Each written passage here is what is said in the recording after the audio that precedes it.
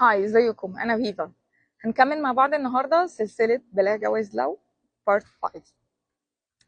هقول لكم ان بلاها جواز لو انا داخله علشان اغير الطرف التاني وهو داخل عشان يغيرني، او شايف انه الجواز فيه شويه تغيير انا هعمله في التاني. بس هو في الحقيقه ان الجواز هدفه انك تشتغل على نفسك. هنكمل نشتغل على نفسنا. كنا بنشتغل على نفسنا واحنا سنجل علشان نكون مبسوطين. كمان هكمل اشتغل على نفسي وانا متجوزه علشان اكون مبسوطه مش لوحدي، عشان كمان الطرف التاني يكون مبسوط، لانه دلوقتي ما بقتش لوحدي، بقينا اتنين. بس انا صعب اغير فيه او ابقى كاني بشتغل عليه. انا لسه هكمل اشتغل على نفسي لان قادره اتحكم في نفسي، ونفسي بتتكلم مع نفسي، وانا اللي قادره اتحكم فيه هو لساني، هو كلامي، هو طريقه انفعالي. فانا لازم اشتغل، اكمل اشتغل على نفسي، وهو كمان لازم يشتغل، يكمل يشتغل على نفسه.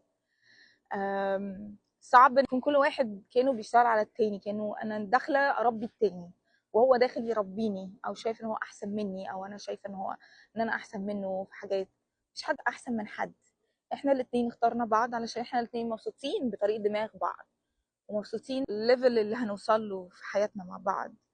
فانا لازم اكمل اشتغل على نفسي، مش هشتغل بس على نفسي من بره. يعني في ناس تهتم قوي، تروح الجيم، تعمل ضوافرها، تهتم ببشرتها، ما اعرفش ايه، وما بتشتغلش على نفسها.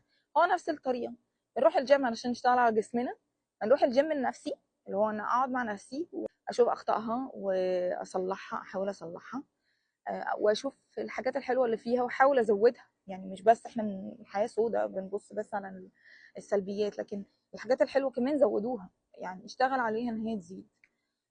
والطرف التاني كمان يساعدني يعني ازاي اعمل ده. هنرجع تاني انه احنا لازم نشتغل على نفسنا في جوازنا. انا عشان افرح جوزي لازم اشتغل على نفسي، انا علشان هو يفرحني هو كمان لازم يشتغل على نفسه. نكمل نشتغل على نفسنا علشان جوازنا ينجح ونكمل نكون مبسوطين. شكرا، انا فيفا. باي باي.